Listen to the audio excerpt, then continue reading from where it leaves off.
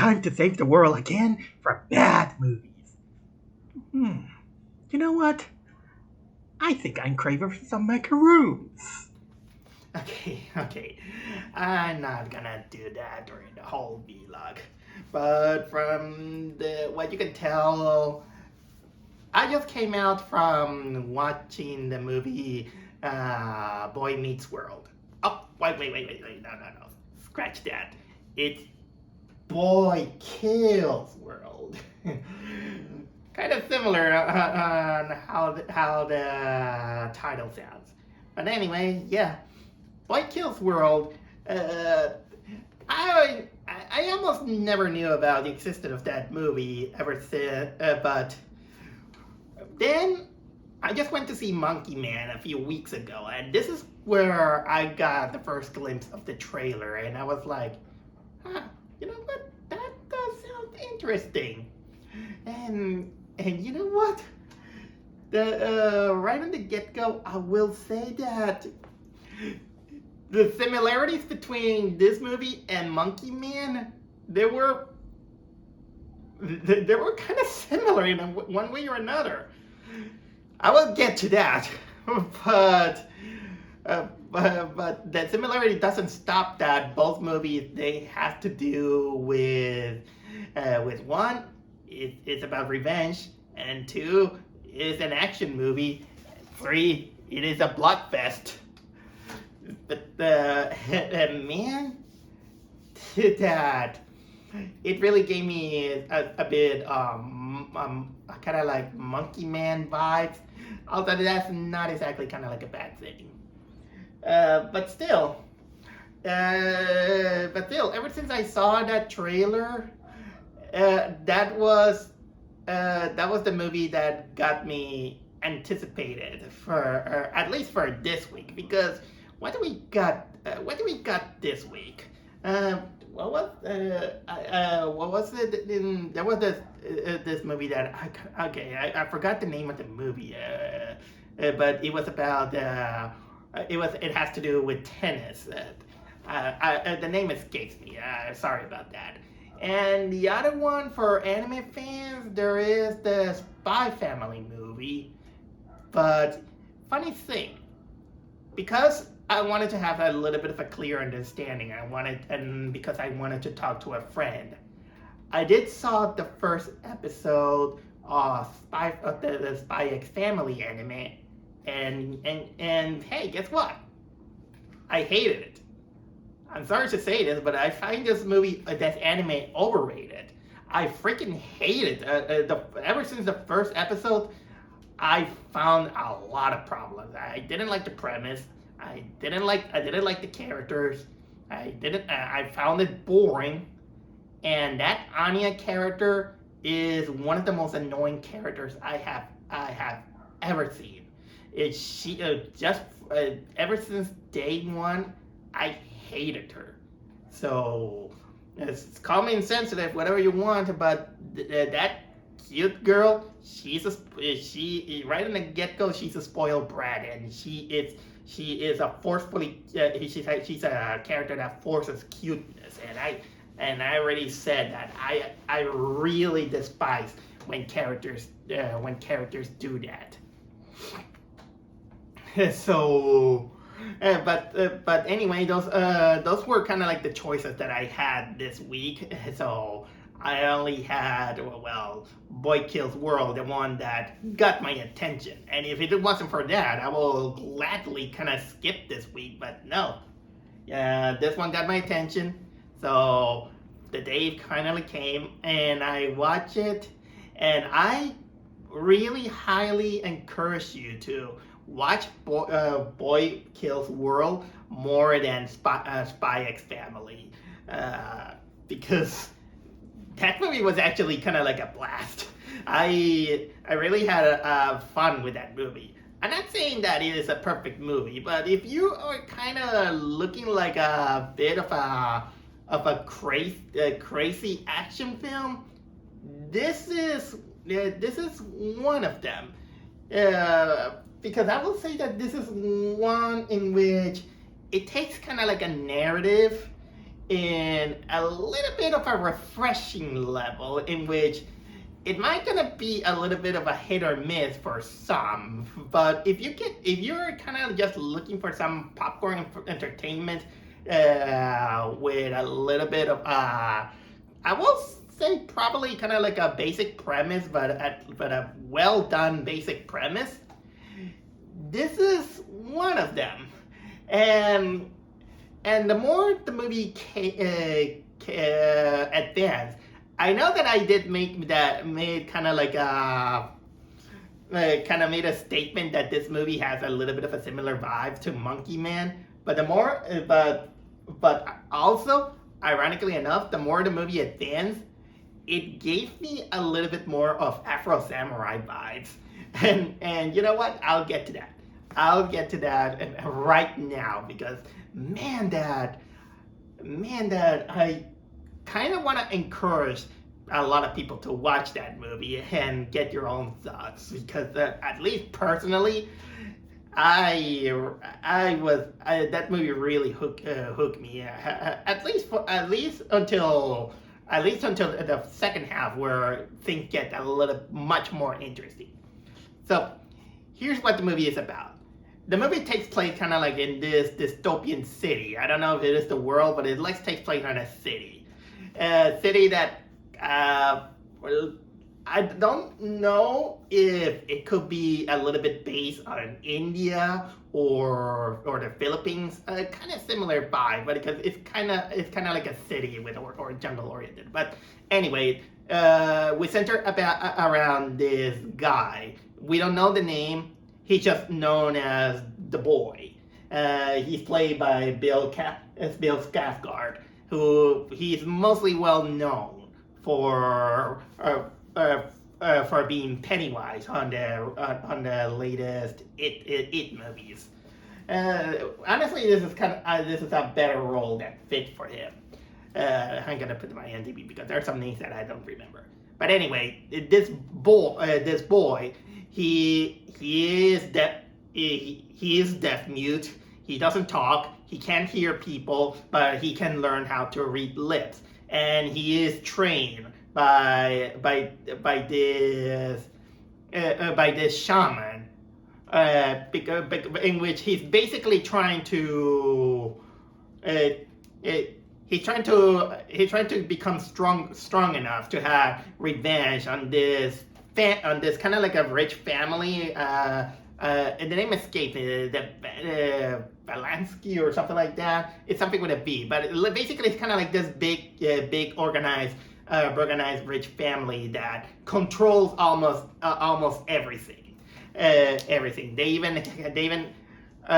They have this woman who is kind of like the head of the family, and she controls everything with an iron rule. So much that she even have kind of like a televised organization that picks up 12 people in order to make them participate in and something that without spoiling too much is kind of similar to the Hunger Games. But basically, the boy is training because he wants revenge against that family since they killed his mother and his sister, which he had kind of like a big relationship with his sister, and well, that's basically it. It's kind of like a revenge family. But the biggest twist that the movie has is that, like I said, the protagonist is deaf mute. So the movie actually kind of also has this gimmick where for the most of the movie it is narrated and we just hear the boy's thoughts. And well, since the boy before he lost his hearing and his tongue, he actually has memories of a video game that he loved to play with his sister, and it was a fighting game. And so when we hear his inner thoughts, he says that, well, I can help my inner voice sounds cool. So it's kind of like this really hammy, sometimes cringe, but you get the joke. But it's a really hammy voice. Kind of it sounds like one of those hammy announcer from fighting video games, and that voice is none other than H. John Benjamin, who you might know him as the guy from who voices Bob from Bob's Burgers, and also some people watch Archer. But in my case, he's John McGurk from Home Movies. So we see this hammy boy, kind of acting a little bit like a hammy cool voice in a way.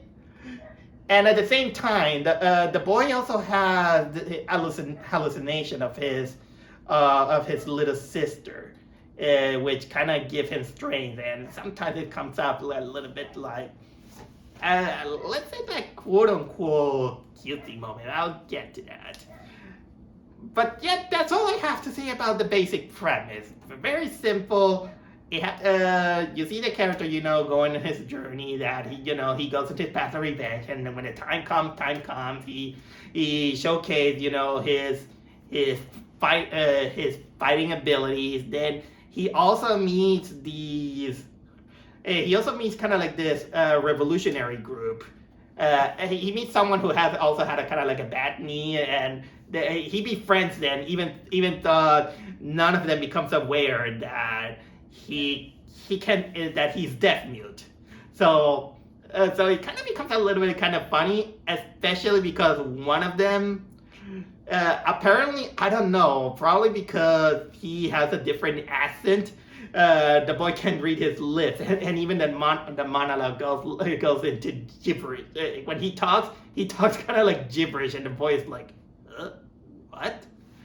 Oh my god, I think I went ahead a little bit too much on the characters. So, you know what? Let's go with the character before I kind of get through. Like I said, Bill Skarsgård, he does. I can admire that he does a nice job doing his role without any speaking lines. Although I will say that maybe in execution, Nicolas Cage did a little bit of a better job on, but mostly because in Willy's Wonderland, Nicolas Cage wasn't exactly accompanied by some inner monologues, almost narrating, his thoughts and everything. Although in this one, I think that was kind of like the joke. The joke mostly it was that if that what we're trying to think of what will happen if we hear the inner monologue of some guy. Of some guy who is a deaf mute, and he has kind of like in his head that kind of like cool voice, in which it's kind of childish, considering the whole movie, this kid is kind of known as, well, the boy. But basically, yeah, he's kind of like the typical hero that you get through. Although there comes also a moment in which it's gonna shock you, and I'm not gonna dare to reveal it. But when that moment comes, it really took a spin. That'll say that much. There's also other characters, of course, the shaman, in which the way he trains this kid. He kind of reminds me of the Kill Bill master from Kill Bill Volume 2. Honestly, this is the master, the Shifu, the master of I think what was it, Lao Mei or something like that. That white hair guy. I do consider him to be one of the worst martial art masters that there is, but mostly because of his attitude. I hated that guy.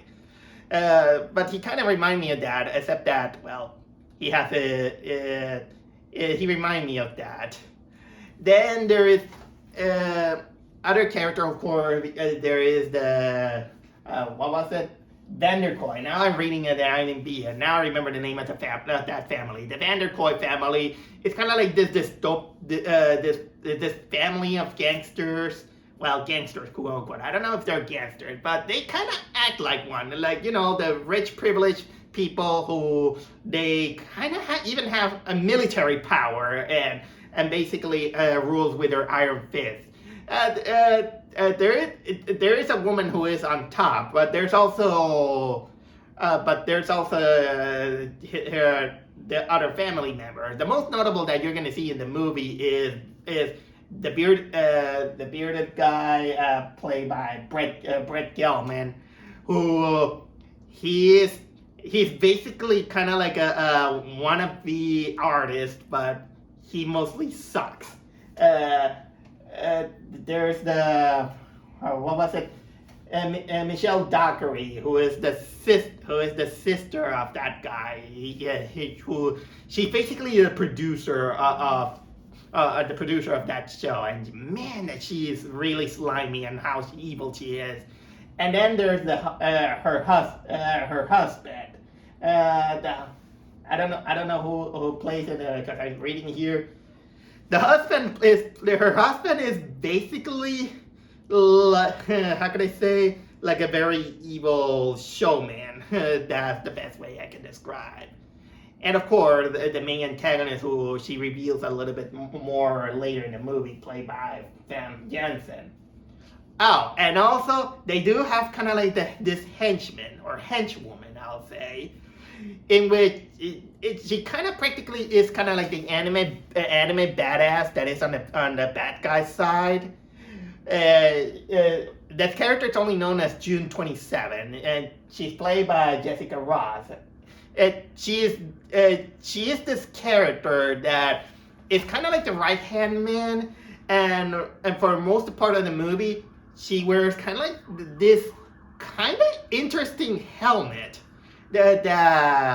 When she wears it, the visor actually had the names of what she said. The thought, like for example, she has the moral code of saying no killing children, and even the visor say no children. Or sometimes honestly, I like that. It's almost like a badass version of a Daft Punk, to put it bluntly.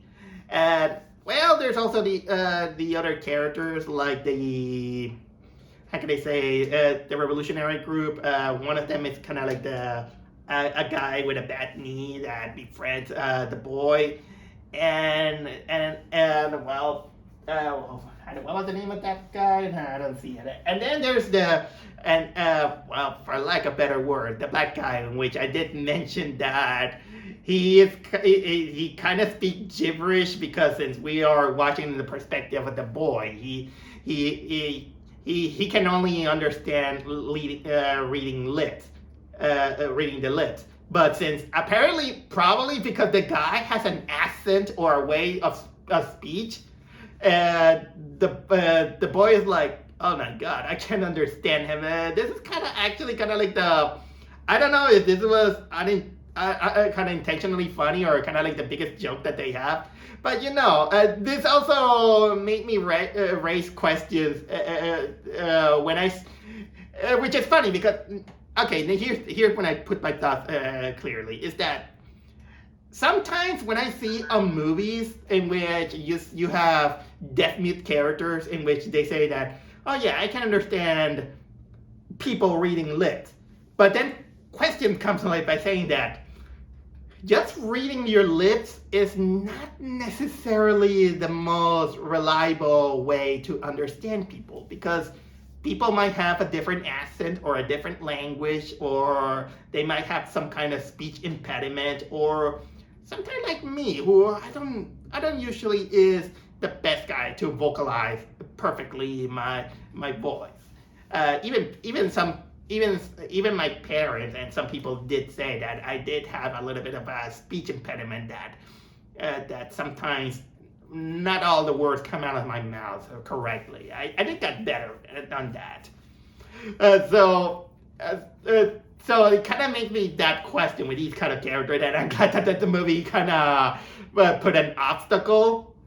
Although it kind of diminishes some aspects that I'll get through. And then we got the other character she is a character who is played by Quinn Copeland. She plays the little sister of the protagonist, in which she was killed, yeah, but she appears to him as visions, in which the character kind of like this. Let's say that she is basically kind of like the last bit of sanity that the character goes through, in which he goes through with her, because he relived his life, with a tragedy, as well as the as kind of like this extreme training that he had to do with the shaman. And so she has, and I gotta say that the relationship between him and that little sister sometimes comes a little bit cringe. At first, I was kind of annoyed by the attitude of that girl, but then she became kind of like warming up to me about what the movie was going through. Because honestly, this is where she was basically kind of like the whole representation of the memories of the kid he has with her, in which it kind of showcased that they really had kind of like a good relationship, and when she lost her, she's basically there, kind of like encouraging him, a little bit like an imaginary friend. This and the way she talks, the way she acts, sometimes she even appears, in a ninja costume with a butterfly and all this stuff. This is where it hits me that she is basically the like ninja from Afro Samurai, and that gave me the vibe that this is kind of like kind of have some inspiration of Afro Samurai, maybe unintentionally, but I can see that, because in Afro Samurai, we got this kind of a little bit of a serious character going through his revengeful quest, and a little bit to satiate his loneliness, he interacts with this kind of like say wacky ninja, in which it kind of roasts him in one way or another, but still, this little girl kind of fulfills kind of like the similar role as the ninja from Afro Samurai. This is where that similarity happens. Now I go with the cinematography, in which I did say that I did compare this movie a little bit with Monkey Man, but mostly I'm kind of like in the department that it is basically a revenge movie with kick-ass and all this stuff. But I will give credit to Boy Kills World, is that the cinematography is a little bit better. It doesn't rely too much on the shaky camera like most of Monkey Man did, and also the pacing doesn't go too slow. You see the action. It is a good choreography. Not exactly the best, but it's what you expect from an action film, and I like it. It is good. But I do warn you, it's very bloody, it's very violent, although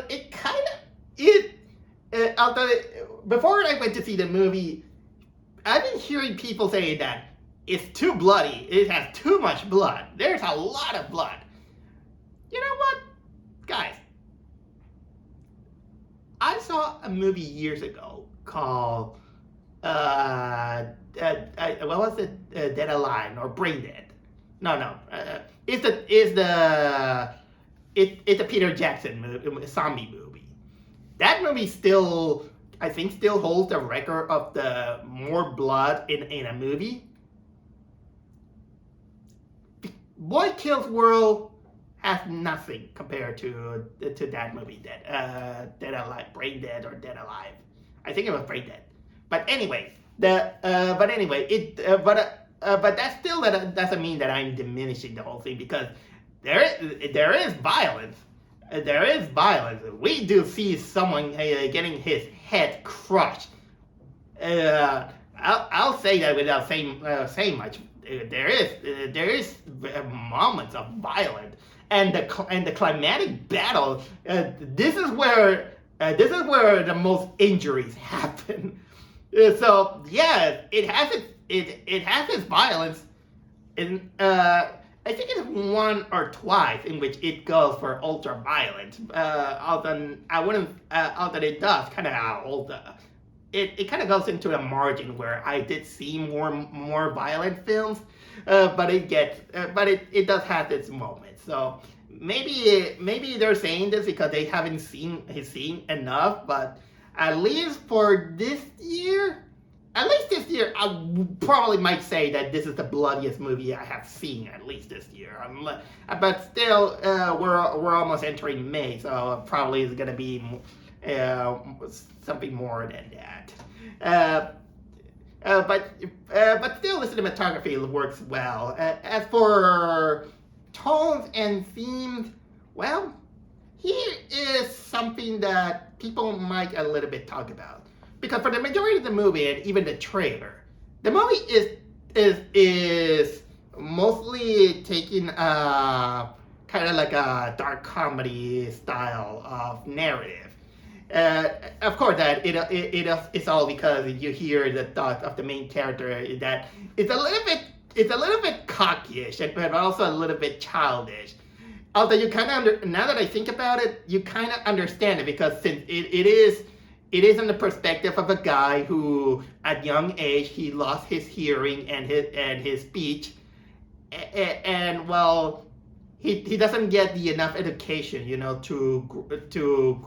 to know how to hear himself like an adult. So the last memories of his voice, which is coming from a video game. This is why he the way he talks, it's almost like a kind of like a cocky child. In a way, you might go like, but then I get the joke, and sometimes it gets hit or miss, and it kind of comes up a little bit funny. The more you think about where the character comes from, you begin to get the joke. Although here is where this style, this is where it kind of falters. And actually, this is where the joke goes against him. Remember that I said that there is this, that he also interacts with this character who talks gibberish because he has kind of like a weird way of pronunciation. Well, the thing is that it comes kind of like a moment in which the movie wants to take itself a little bit too seriously, and they wanted to showcase, how can I say that, there's kind of like this gut-wrenching, heartfelt moment in which people they get even sad and all this stuff. And there's even a moment in which it should be heartfelt, it should be kind of like shocking, and you want to feel bad for some characters.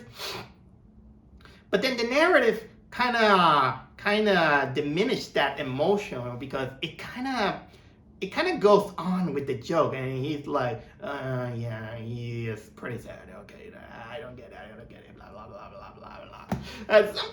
And so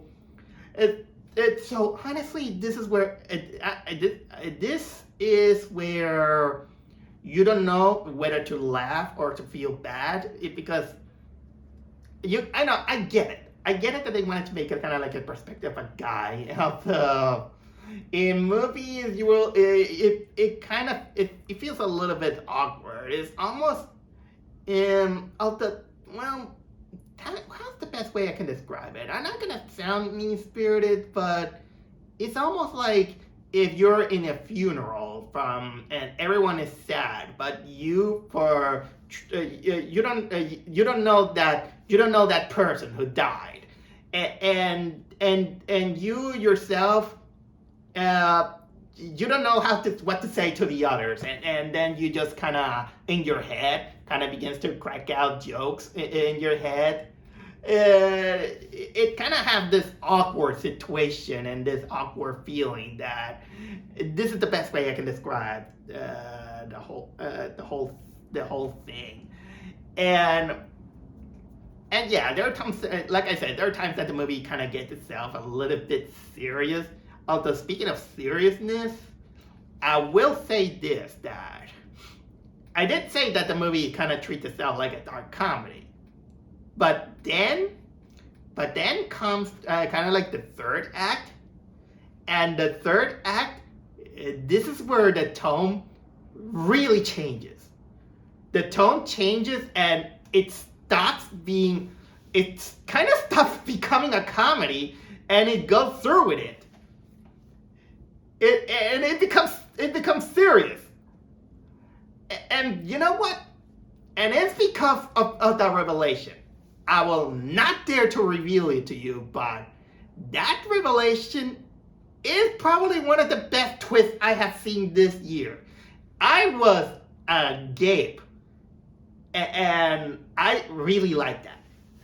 There are plot twists that kind of make me angry, make me feel good, but I will say that I really dig that twist. That twist was actually really clever. I'm gonna give that big credit to that, and it's so clever that the movie again stops being a dark comedy and it goes through the action route. Man, I don't know what to say. This is, I honestly, whether you're gonna like that twist or not, you're gonna see it for yourself. And I would like to hear what are your thoughts about that one. But either way, I think that's all covered about what I'm gonna say about Monkey Man. I was gonna say Monkey Man, but it's actually Boy Kills World. For what it's worth, it is satisfying. It is satisfying in the level of an action flick. It is well written. Not kind of like, it doesn't want to do high grandeur, but it does what it does. It is a little bit of a refreshing way of storytelling. And I appreciate the things that they done. So do yourself a favor and listen to your inner conscience. And I go recommend this movie at least to have some good old time. Oh yeah, I forgot to mention one thing that caught my attention with that movie. If you saw my thumbnail, that the biggest thing I remember about this movie is that they teach you a better way to give you the middle finger without being offensive, and that is by giving 5 middle fingers. Although that movie doesn't deserve 5 middle fingers, it actually deserves okay, not 5 thumbs up, but at least